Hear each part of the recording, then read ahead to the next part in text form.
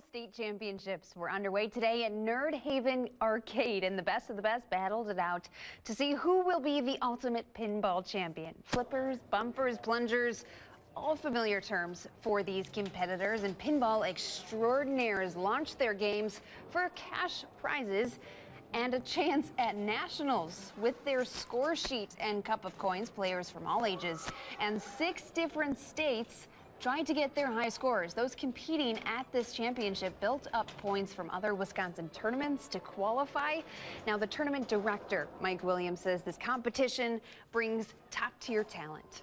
One of the coolest things is you see some of the best players in the nation already, because Wisconsin and Illinois is kind of a mecca for pinball. We'll have to wait and see who was crowned, but Williams says there are 8 pinball locations in Madison if people want to try their hand.